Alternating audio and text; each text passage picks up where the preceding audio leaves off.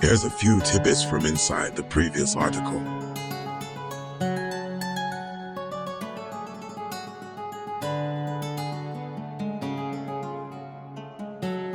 Mercenary creates hotel empire.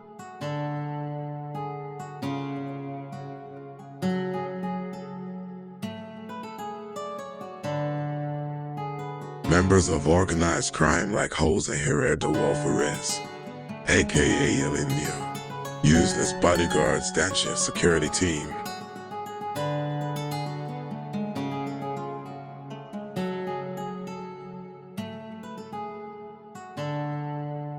Valentino Danchev, in charge of the sales team of Mayan Palace, set up a migratory network to bring Europeans as salespeople.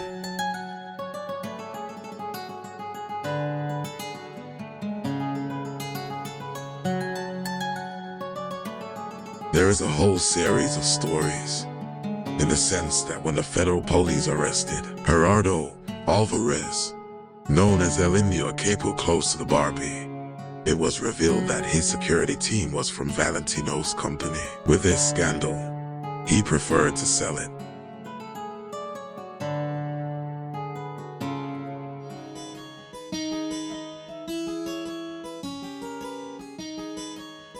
United by ambition.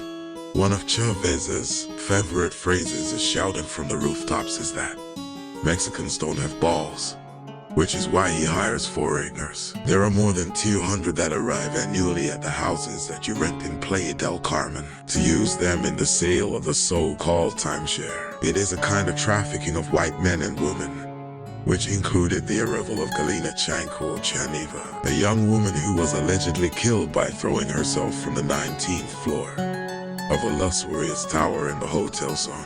Of course, all newcomers are asked for their passport, supposedly to process residence papers at the National Immigration Institute.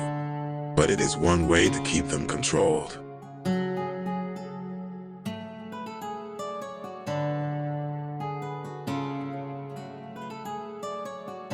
One of the 100 most important businessmen in Mexico, despite the ecocide committed.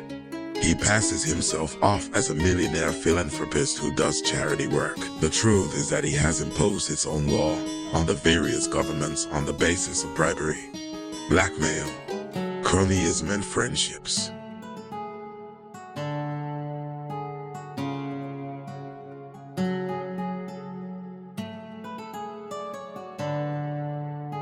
Chavez, protected by his enormous financial power and his political friends. In addition, the damage incurred to the patrimony of Mexicans must be repaired with a millionaire fine.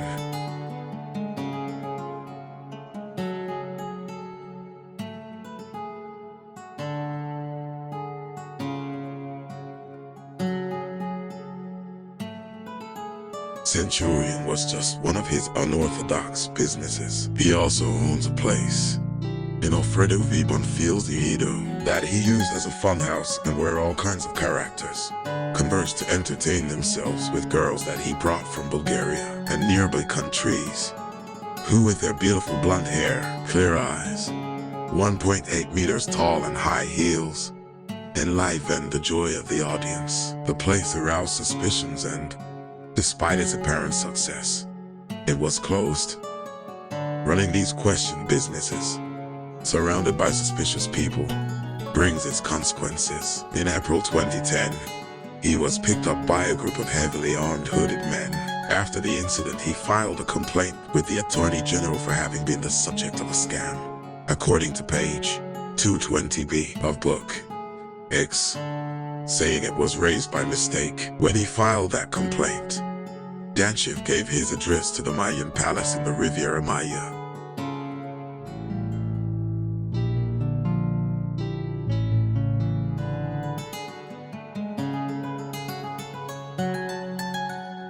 Here's a few more. The link to the original article is in the description.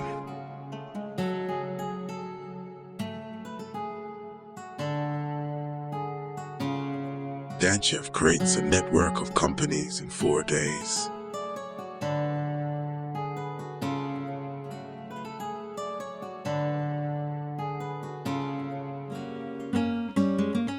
The new rich starts several companies in Arizona, operating from the same domicile.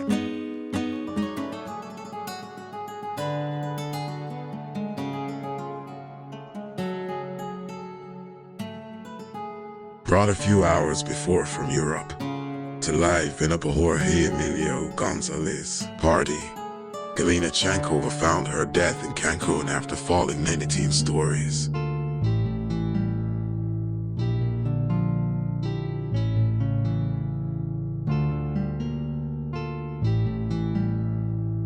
An affair between false ecologists and ecocides.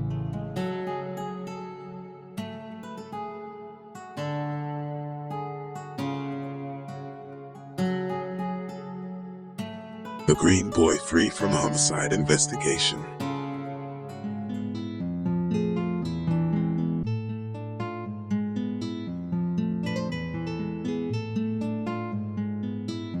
It is not without problems in Puerto Peñasco. Upon arrival, he installed a control tower with 25 radios to supposedly communicate with his operators. One day a military convoy arrived and took over the facilities because that tower was used by drug traffickers. According to military intelligence data, Valentino says he knew nothing and managed to evade justice.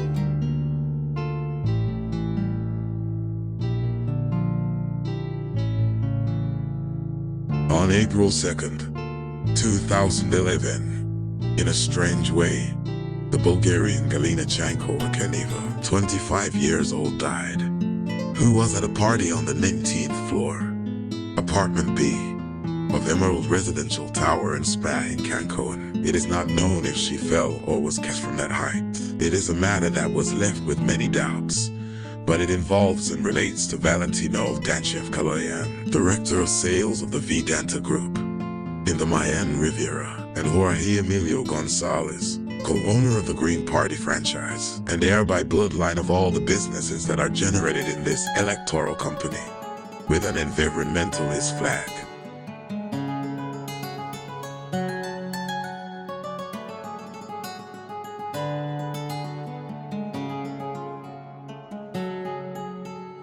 One hand washes the other.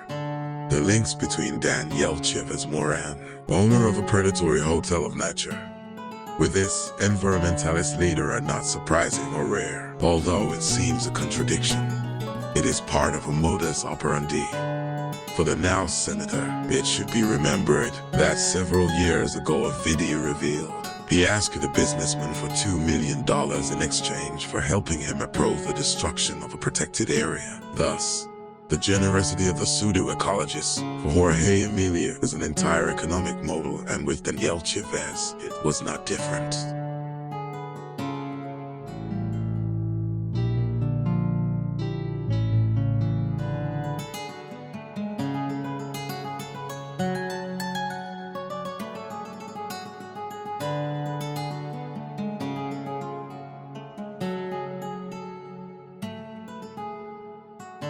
Wow, there's some surprising stuff in that article, and more than we can cover in detail in this video. We will be adding more videos on this later, but for now we will give a few more details of some of the stories.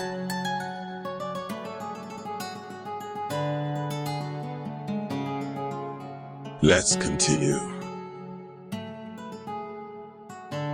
Earlier we talked about Puerto Peñasco, where Daniel Chavez owns 25,000 acres and an airport, and in the 90s, where Daniel Chavez's brother Ignacio offered a journalist to be partners in the company, just for sharing his friendship with the soon-to-be governor. Also where, according to the previous article, Valentino Danchev, Daniel Chavez's right-hand man, apparently was questioned about the use of the airport by traffickers well before the construction of the Mayan Palace Resort. Puerto Peñasco was an unknown town in the middle of the desert. Yes, there was some old shrimp boats and the soon-to-be famous Mar de Cortez International Airport. It is suspected that at that time, an airport in the middle of nowhere that could land large airplanes and was very close to the US border had other uses.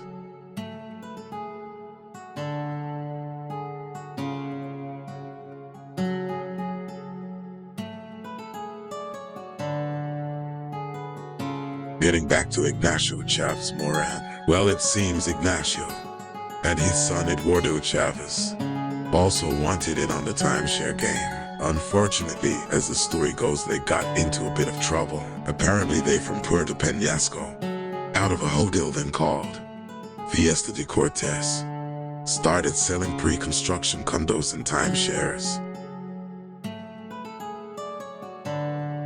Their mistake was number one, never delivering deeds, or the units for that matter. The second mistake was advertising and selling to Arizona residents, most of them elderly. They had taken Arizona residents for $378,000, one report read. Anyway, because of advertising and some contracts being signed in Arizona, where at least back then, they had no friendly politicians to protect them. Lawsuits were filed, cease and desist orders were served, and so on. Finally, it seems at least some of the people did get their money back. The company Fiesta de Cortez was dissolved, and the name was changed to Golden Hill Boutique Resort, and several changes afterward.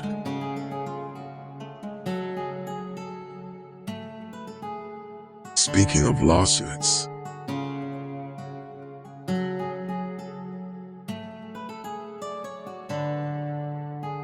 well, of the two brothers Daniel and Ignacio, Daniel obviously has bigger visions even when it comes to lawsuits. Ignacio allegedly took people for a mere $375,000. A class action lawsuit filed in California claimed Daniel and his many companies took people for hundreds of millions.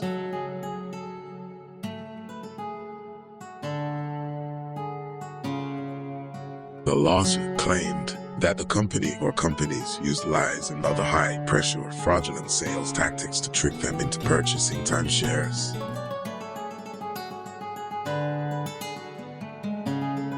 The lawsuit was eventually dismissed, and Daniel Chavez talks about it on his blog as one of his life's challenges.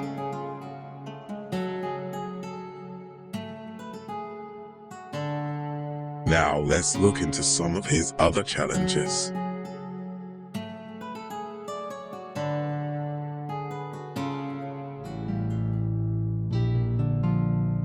There was at one time a series of videos on YouTube called The Philanthropist, The Assassin, and Their Mayan Empire, named after the news article shown earlier. Apparently the videos were recorded by inside whistleblowers. All but one of those videos have been taken down. Before we continue, watch a bit of how the timeshare sales and training process goes at Daniel Chavez hotels.